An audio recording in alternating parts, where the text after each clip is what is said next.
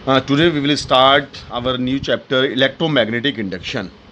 Electromagnetic induction यानी कि इसमें क्या है, the process what is electromagnetic induction, इसको भी हम पहले इसको पढ़ेंगे। उससे पहले हम क्या करते हैं, पहले हम जान लेते हैं व्हाट इज मैग्नेटिक फ्लक्स। ठीक है, तो पहले हमने प्रीवियस चैप्टर में पढ़ा था क्या, इलेक्ट्रिक फ्लक्स। तो वहाँ पर क्या था, total number of electric field lines passing through a close surface normally. और यहाँ पर हमने क्या यूज़ किया है, magnetic field lines passing through a close surface normally. ठीक है, उसमें भी हमने ऐसा किया था। सपोज ये सरफेस है, ये सरफेस है और यहाँ से पास हो रही है तुम्हारी इलेक्ट्रिक फील्ड लाइंस, वो सॉरी मैग्नेटिक फील्ड लाइंस, ये ठीक। और ऐसे अगर हम लेके देखते हैं तो ये सरफेस है, ये तुम्हारी मैग्नेटिक फील्ड लाइंस है और ये इसका एरिया वेक्टर है। ठीक है, एरिया वेक्टर। और यहाँ से एरिया वेक्टर से इसने बनाया क्या, एंगल थीटा। तो ये वाला कंपोनेंट क्या हुआ, बी कॉस थीटा। ठीक है, और हमने क्या किया था, फ्लक्स इज इक्वल टू क्या होता है, नॉर्मल कंपोनेंट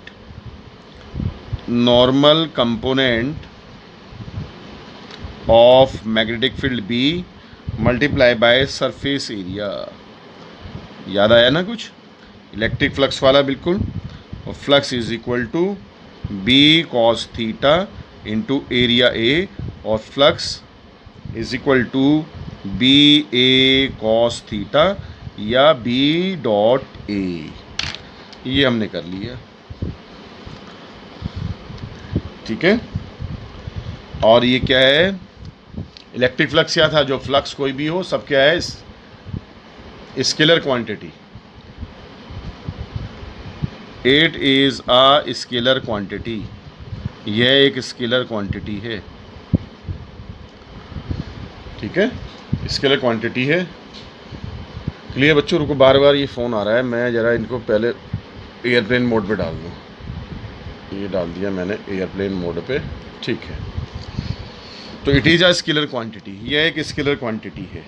ठीक है, हमने फ्लक्स, इलेक्ट्रिक फ्लक्स जो भी है, कौन सी क्वांटिटी होती हैं, स्केलर क्वांटिटी होती हैं। अब देखते हैं नेक्स्ट हेडिंग, इसका देख लेते हैं डायमेंशन, डायमेंशनल फार्मूला ये हमने देखा। ठीक है, इसमें हम देखेंगे क्या होता है, फॉर्म बी ए ये है हमारा।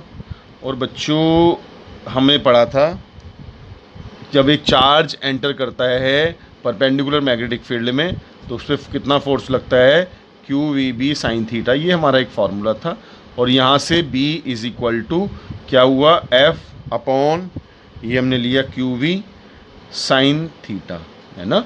और B की वैल्यू मैं यहाँ पर पुट कर रहा हूँ उसको, तो ये आ जाएगा बी ए, ये है F A upon Q V sine theta, ये हमने पुट किया। ठीक है, और देखते हैं, पहले फोर्स है M L T minus two, clear, और एरिया एल की 2, ये हमने कर लिया। फिर क्यू क्या है, यहाँ पर चार्ज है, और चार्ज क्या होता है, I is equal to Q upon T, और यहाँ से क्या हो जाएगा, आई इंटू टी यानी कि ampere into time. V velocity L T minus 1, sine 90 1 हो गया। ठीक है, तो कुल मिलाकर हमारा आंसर आया है M L square T minus 2 A minus 1, ये आंसर है बच्चों। ठीक है ना, ये हमारा आंसर है, ये हमने किया। तो डायमेंशन फार्मूला हमने ऐसे फाइंड आउट किया। अब देखते हैं एसआई यूनिट, एसआई यूनिट देखते हैं, इसकी एसआई यूनिट क्या होती है, SI unit of magnetic flux, इसकी ऐसा यूनिट है, करते हैं क्या, वेबर। ऐसा यूनिट इज़ वेबर। ठीक है, ऐसा यूनिट वेबर है। और अगर बात करें 1 वेबर की, तो 1 वेबर कैसे डिफाइन करेंगे, मैग्नेटिक फील्ड को 1 टेस्ला कहेंगे और जिसमें से पास हो रही है उसका एरिया 1 मीटर स्क्वायर बोल देते हैं। तो डिफाइन कर सकते हैं यहाँ पर 1 weber is the flux produced when a uniform magnetic field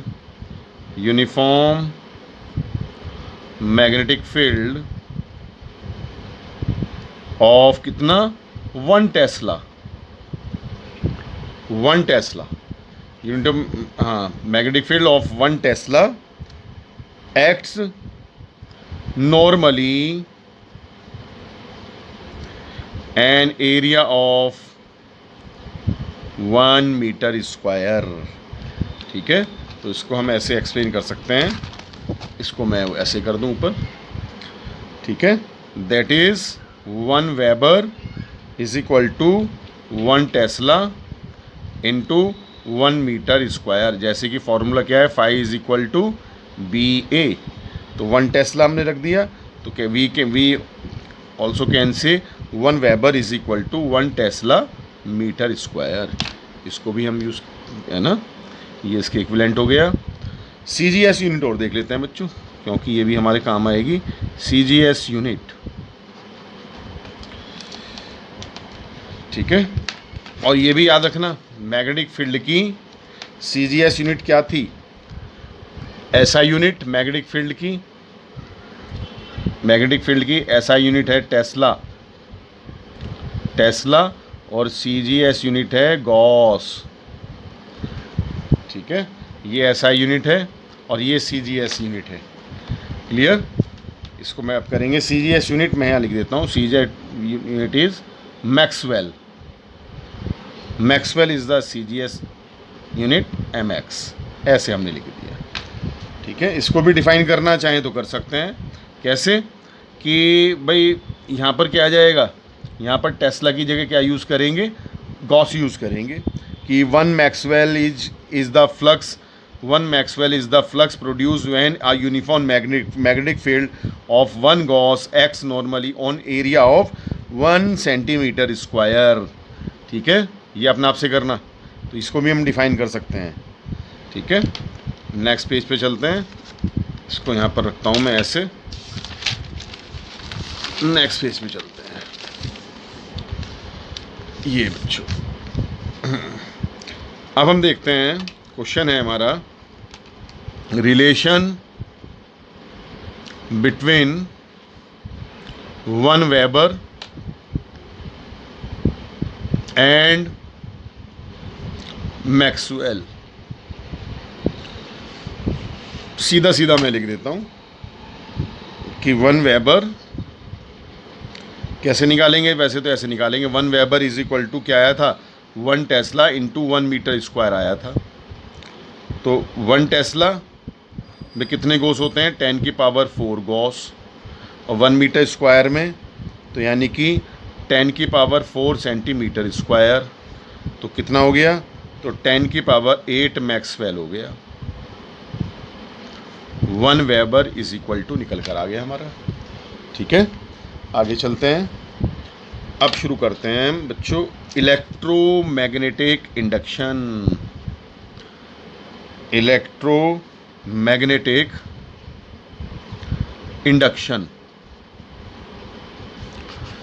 what is electromagnetic induction? 10th में पढ़ा हुआ है, the process of induced EMF और करंट कैसे, ड्यू टू चेंज या बाय चेंजिंग मैग्नेटिक फ्लक्स यानी कि total number of magnetic field lines, flux linked with, अगर मैग्नेटिक फील्ड लाइंस की नंबर को हम चेंज करेंगे, किसी सरफेस से पास हो रही हैं जो, उसका बार बार नंबर चेंज करें, तो changing magnetic flux linked with a closed circuit is called EMI। ये है बच्चों इलेक्ट्रोमैग्नेटिक इंडक्शन, है ना। ये किसका प्रिंसिपल है, ये जनरेटर में ऐसे ही होता है कि भाई कोई भी सरफेस है, अगर उसमें पास होने वाले मैग्नेटिक फील्ड का नंबर हम चेंज करें तो उसमें क्या हो जाएगा, करंट इंड्यूस हो जाएगा। क्लियर। जैसे कि ये सरफेस है, सपोज ये सरफेस है, इससे कितनी फिंगर पास हो रही हैं, अभी 5 हो रही हैं, फिर थोड़ा सा होगा 4 हो रही हैं, 3 हो रही हैं, 2 हो रही हैं। इस तरह से अगर किसी सरफेस से मैग्नेटिक फील्ड लाइंस का पास होने वाला नंबर हम चेंज करें तो उसमें क्या आ जाएगा, उसके चारों तरफ करंट इंड्यूस हो जाएगा। ऐसा हमने 10th में काफ़ी पढ़ा हुआ है। ठीक है, अब हम कुछ देख लेते हैं कि करंट इंड्यूस करने के फैराडेज एक्सपेरिमेंट। ये देखते हैं फैराडेज एक्सपेरिमेंट, देखते हैं इसने कौन कौन से एक्सपेरिमेंट किए हैं, थोड़ा सा आइडिया ले लेते हैं ना। चलिए जी, नंबर फर्स्ट में हेडिंग डालता हूं, इंड्यूस्ड ईएमएफ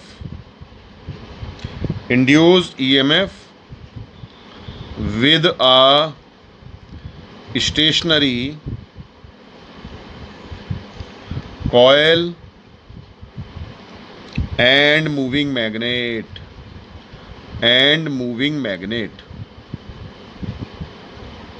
ये बच्चों फिर तुम्हें पता होना चाहिए कि व्हाट इज़, जैसे कि सपोज करो ये है मैग्नेटिक फील्ड लाइंस 3 हैं, ऐसे मैग्नेटिक फील्ड लाइंस 4 हैं सपोज, और ये सरफेस से पास हो रही हैं ऐसे।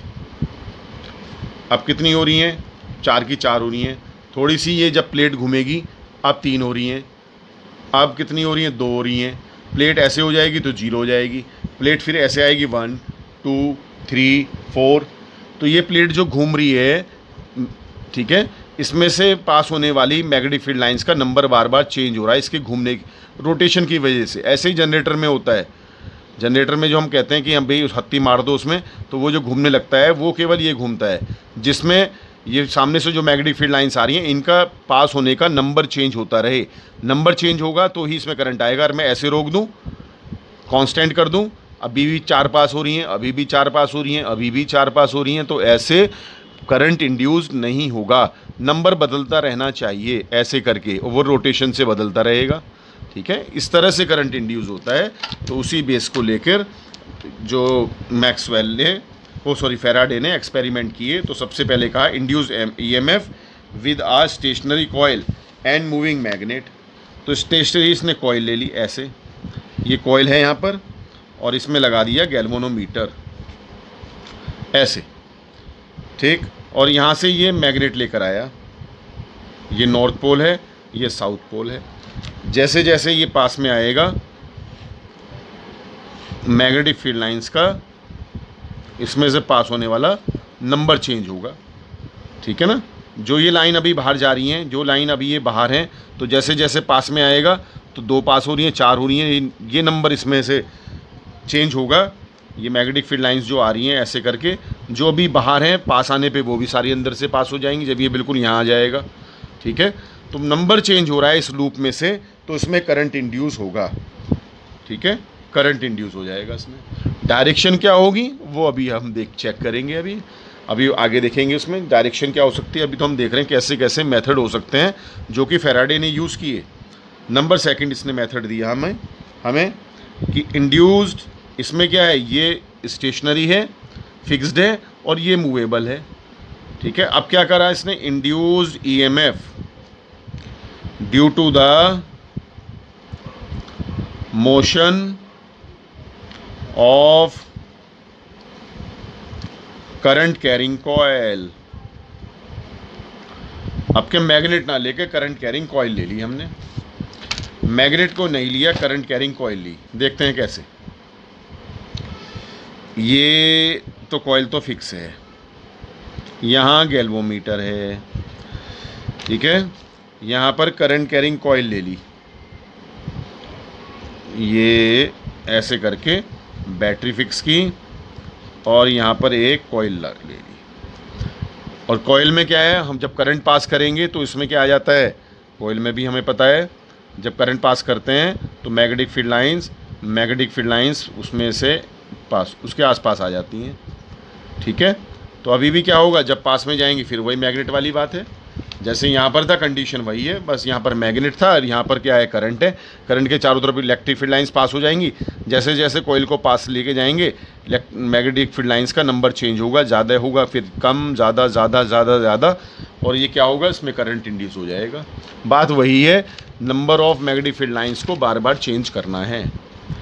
ठीक है, तो इसका मतलब हमने ये बात तो हमने सीख ली यहाँ पर कि बेसिक एक ही है कि number of magnetic field lines का वो चेंज होना चाहिए। नंबर 3 एक्सपेरिमेंट, नंबर 3 पे उन्होंने क्या किया, इंड्यूस्ड ईएमएफ। अब हमें लगता है कि कोई ना कोई सी, या तो कोयल का और या मैग्नेट का कोई एक मोशन में होनी चाहिए, लेकिन ऐसा नहीं है। इंड्यूस्ड ईएमएफ बाय चेंजिंग, इसने इस बार दोनों को ही रेस्ट पे रख दिया, by changing current in the neighbouring coil, जो पास वाली कॉइल है उसमें देखते हैं। ये रही भैया एक कॉइल, तो जिसमें ये हमने क्या यूज़ किया है, गैलोमीटर, क्योंकि गैलोमीटर एक ऐसा डिवाइस है जो करंट की प्रेजेंस को एकदम से बताएगा। अगर करंट ज़रा सा भी होगा तो उसमें एकदम से लार्ज डिफ्लेक्शन शो करता है। ठीक है, तो गैलोमीटर हमने इसलिए लिया है यहाँ पर। अब क्या लिया हमने, कॉइल ले ली यहाँ पर ऐसे और बैटरी लगा दी इसमें। अब क्या किया, यहाँ पर स्विच हमने लिया और स्विच को ऑन ऑफ किया हमने। स्विच को ऑन ऑफ करने से मैग्नेटिक फील्ड लाइंस कभी जीरो हो जाएंगी, कभी ऐसे of on off on off on off, यानी कि मैग्नेट इसमें से पास होने वाले नंबर चेंज हो रहा है। बात वही की वही है, जैसे कि करंट हम करेंगे, ये जो मैग्नेटिक फील्ड लाइंस इसमें से ये फिर पास होंगी, ऑफ करते ही ऐसे हो जाएंगी, फिर पास होंगी, यानी कि नंबर चेंज हो रहा है इस कोयल में से मैग्नेटिक फील्ड लाइंस का। तो करंट इंड्यूस हो जाएगा इसमें भी। तो उसका मतलब है यहाँ मोशन ज़रूरी नहीं है। पहले हमने दोनों में क्या किया था, मोशन कर रहे थे मैग्नेट का, तो हमें लगा कि एक बार बार मोशन करेंगे। तो यहाँ पर क्या है, दोनों फिक्स है। तो बेसिक कंसेप्ट क्या हुआ, तो बेसिक बात हमने जान ली कि कोयल में से पास होने वाली मैग्नेटिक फील्ड लाइंस का नंबर चेंज होना चाहिए। जैसे कि अब 1 2 3 4 5 फिर 0। अगर मैं इसको कांस्टेंट कर दूं, जैसे कि इसमें से ये पास हो रही हैं बार बार, 2 लाइंस पास हो रही हैं, अभी भी 2 पास हो रही हैं, अभी भी 2, तो करंट इंड्यूस नहीं होगा, क्योंकि मैग्नेटिक फील्ड लाइंस का नंबर चेंज नहीं हो रहा है, फ्लक्स चेंज नहीं हो रहा है। ठीक है, हमें फ्लक्स चेंज करना है। क्लियर है? ठीक है, अब पढ़ते हैं बच्चों, लास्ट टॉपिक है थोड़ा सा यहाँ पर, laws of electromagnetic induction. Laws पढ़ लेते हैं। तो फर्स्ट लॉ है ए मैं बताऊंगा यहाँ पर। फैराडे, 2 साइंटिस्ट हैं जिन्होंने लॉ दिए हैं, फैराडेज लॉज ऑफ EMI। ये बच्चों, ठीक है, तो इसका फर्स्ट लॉ, 2 लॉ दिए इसने। फर्स्ट लॉ पढ़ते हैं पहले इसका। फर्स्ट लॉ क्या कहता है? फर्स्ट लॉ कहता है कि whenever the magnetic flux linked with a close circuit, जो क्लोज सर्किट से जुड़ा हुआ है, with a closed circuit changes, अगर वो चेंज होता है, देन एन EMF और current is induced in it, वो इंड्यूस होंगे इसमें, which last only so long, और वो कब तक होता रहेगा? देखो, whenever magnetic flux linked with a close circuit changes an EMF और current is induced in it which last only so long as the, कब तक चलता रहेगा, as the change in flux is taking place, जब तक flux change होता रहेगा। ठीक है, वो तो हमें जानते हैं भाई, फ्लक्स चेंज करते रहो कब तक भी, और तब तक ही क्या होता रहेगा, करंट इंड्यूस होता रहेगा। ठीक है, सेकंड लॉ देखते हैं इसका। सेकंड लॉ में क्या कहा, सेकंड लॉ में इन्होंने दिया मैग्नीट्यूड, कि इस इंड्यूस ईएमएफ का फॉर्मूला कैसे होगा, कैसे हम निकालेंगे मैथमेटिकली। तो उन्होंने कहा the magnitude of the induced EMF is equal to the rate of change of magnetic flux linked with the closed circuit। देखो, the magnitude of the induced EMF is equal to the magnitude induced EMF का equal है rate of change of magnetic flux D phi upon D T. ये formula है बच्चों। ठीक है, तो दो लो हैं कि फर्स्ट लो में क्या कहा कि फ्लक्स जब तक, वो करंट इंड्यूस जब तक होता रहेगा जब तक हम फ्लक्स को चेंज करते रहेंगे। क्लियर है। सेकंड लो है कि मैग्नीट्यूड क्या होगा, ईएमएफ का मैग्नीट्यूड होगा rate of change of flux. ठीक है, D phi upon D T. अब हमने ये तो पढ़ लिया कि करंट भी इंड्यूस कर लिया, ईएमएफ इंड्यूस कर ली, लेकिन अभी तक हमें ये नहीं पता है कि उसकी डायरेक्शन क्या होगी। तो ये हम कल पढ़ेंगे। ठीक है, अपने नेक्स्ट लेक्चर में। तो कल हम स्टार्ट करेंगे बच्चों लेंज लॉ। तो लेंज बताएगा कि इसका डायरेक्शन क्या होगी। क्लियर।